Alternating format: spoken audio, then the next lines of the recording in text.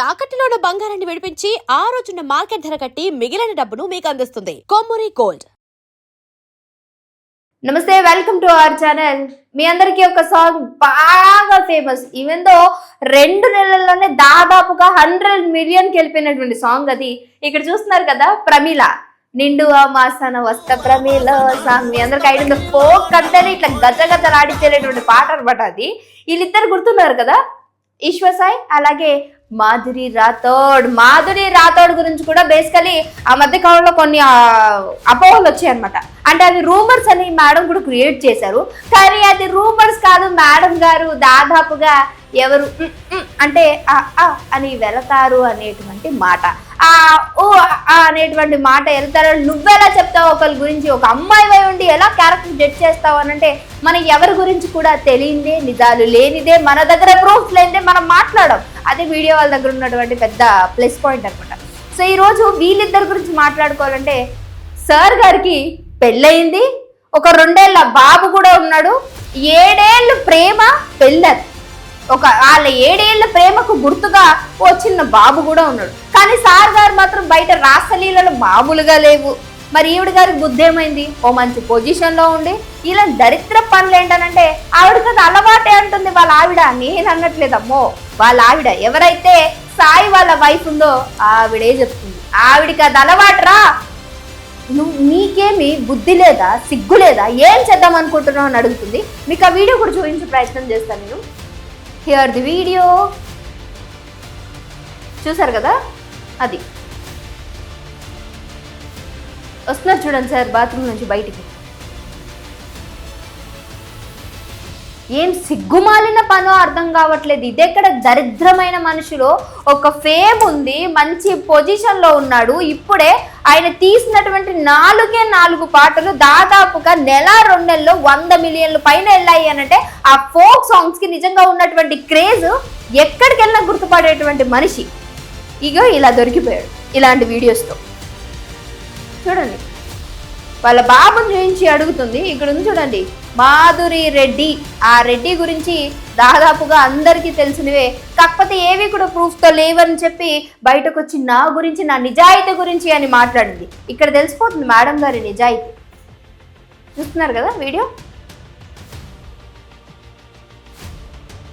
ఒక్క మాట red handed దొరికిపోతే ఎవరేం మాట్లాడతారు లేండి. ఇక్కడ మాట్లాడడానికి స్కోప్ కూడా ఉండదు. వాళ్ళ వైఫ్. సో ఇక్కడ ఉన్నారు కదా, తన అసిస్టెంట్ అనమాట. అంటే వీళ్ళందరూ బయట ఉన్నారు, వీళ్ళు లోపల ఉన్నారు డోర్ పెట్టుకొని. అంటే వీళ్ళందరికీ తెలుసు మరి సార్కి పెళ్ళయింది, ఒక పిల్లోడు ఉన్నాడు, కనీసం కొంచెం వాళ్ళ ఆవిడకన్నా చెప్తే జర కొంచెం జాగ్రత్తలో ఉంటారు అని ఇంకిత జ్ఞానం లేకుండా ఉన్నారు. వీళ్ళకేం పోయిందే ఉంది, అడితో 100-1000 ఇస్తారు, ఇలాంటివన్నిటిని కప్పుపుచ్చుతూ ఉంటారు. కుటుంబాలు నాశనం అయిపోతున్నాయి ఇలాంటి వాళ్ళ వల్ల. ఈరోజు అంత ఫేముడు దేనికి, ఇట్లా పోయిందంటే నీ ఫేమ్. సరే బయట వెయ్యొద్దు చేయొద్దు అనుకుంటే ఇదేమన్నా క్షమించగలిగేటువంటి తప్ప? నిజం చెప్పండి, క్షమించేటువంటి తప్ప ఇది? అంటే సరేలే ఏదో తెలియక చేశాడు, ఏ దొంగతనమో లేదంటే ఎవరినో కొట్టాడో, ఎవరినో ఇబ్బందికరంగా మాట్లాడాడో అంటే ఇలాంటివి కాదు కదా. వివాహేతర సంబంధాలు అంటారు వీటిని. ఇలాంటి పొజిషన్లో ఉండి పిల్లల నుంచుకుని ఇదేం మాయ రోగమో అర్థం కావట్లా. దరిద్రంగా తయారవుతున్నారు సొసైటీ. అటు వాళ్ళు అంటే నిజంగా ఇలాంటి వాళ్ళని చూసి ఏం నేర్చుకోవాలి అని అంటే, పెళ్ళి చేసుకోవాలా వద్దా అనేది పక్కన పెడితే ఒక మనిషిని నమ్మాలా లేదా అనేటువంటి దుస్థితికి తీసుకొస్తారు. అబ్బాయిలేం తక్కువ తిన్నది, అమ్మాయిలేం తక్కువ తినలే, ఇద్దరికి రెండుకు రెండే అంటారు చూడండి, సేమ్ కేటగిరీలో ఉన్నారు. మరి దీనికి ఎంతటికి కారణం ఏంటి అని అడిగితే దానికో గలీజ్ ఒక పేరు పెడతాం. అది నిజంగా బహిరంగంగా మాట్లాడుకోలేనటువంటి ఒక పేరుని పెడతాం. మరి ప్రేమించినప్పుడు అది తెలియట్లేదా? ప్రేమించినప్పుడు నిజంగా ఆవిడలో అది ఉందా లేదా, ఆయనలో అది ఉందా లేదా అని తెలియట్లేదా? తెలుస్తుంది కదా. ఎందుకనంటే ఇప్పుడేమంత పద్ధతులు ఎవరు లేరు కదా ఇక్కడ. సారీ టు సే దిస్, మీరు నా గురించి ఏమనుకున్నా పర్వాలేదు, అంత తెలియట్లేదా? మరి పెళ్లికి ముందే అన్ని కానిచ్చేసాడంట, లేదంటే పెళ్లికి ముందు అన్ని అయిపోయినాయంట అని చెప్పేసి మాట్లాడుకుంటారు కదా. ఆ రోజు తెలియలేదా మరి వాడి మగతనం గురించి కావచ్చు, లేదంటే ఆ అమ్మాయి యొక్క ఇది గురించి? ఇప్పుడు ఇగో పెళ్లి చేసుకుని పిల్లలు పుట్టిన తర్వాత ఇలాంటి పనికి మాలని ఏసాలు వేసుకుంటూ ఎవరి జీవితాలు నాశనం చేయడానికి తయారయ్యారు. ఎక్కడ చూసినా ఇదే తెలుసా, నీచంగా ఉంది ఇలాంటి వార్తలు చేయాలన్నా కానీ. కానీ సీరియస్గా ఇలాంటివి బయటకు రావాలి, అప్పుడు జనాల్లో కొంచెమన్నా మార్పు వస్తుందేమో అనిపిస్తుంది నాకు. కానీ ఎక్కడ చూసినా నో నో యూజ్. ఎంత పెద్ద పెద్ద కుటుంబాల్లో అయినా సరే, ఎంత చిన్న కుటుంబాలు అయినా సరే, ఇలాంటి ఇంట్లో ఒక్కడైనా సరే ఇలాంటి దరిద్రుడు ఉంటారు, ఎలాంటి అమ్మాయిలు కూడా ఉంటారు. దరిద్రులు నిజంగా ఇలాంటి వాళ్ళు కుటుంబానికి లేదు, సమాజానికి భ్రష్టు పట్టేటువంటి మనుషులు అంటారు చూడండి. రెడ్ హ్యాండెడ్ దొరికిపోయాడు ఇప్పుడు వైఫ్కి. ఏం మిక్తాడు? ఏమన్నా ఉందా? ఏం లేదు ఇంకా. కానీ దావిది దాస్థితి మళ్ళీ ఏదైనా ఒక హిట్ సాంగ్ వచ్చిందంటే, రే పలానా సాయి కదా, ఈశ్వర్ సాయి, వీడు పలానా అమ్మాయితో దొరికిపోయాడు రా అంతే. తర్వాత ఆ సాంగ్ నచ్చిందని ఇక అయితే ఇట్లున్నారు సమాజం. ఇలాంటి మళ్ళీ మనం ఎంకరేజ్ చేయొద్దు అనేవిగా ఉన్నారు.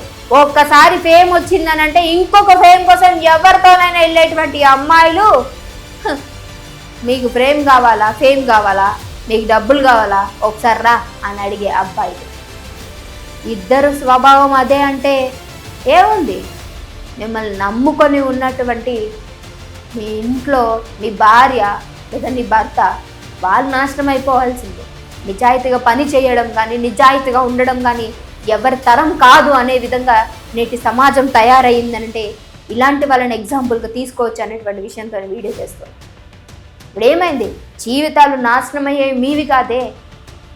నేను నమ్ముకొని వచ్చి నిన్ను పెళ్లి చేసుకుని నీ బిడ్డకి ఒక జన్మనిచ్చిన చూడు, ఆ అమ్మాయిది తప్ప అనే విధంగా దరిద్రం, నీచం.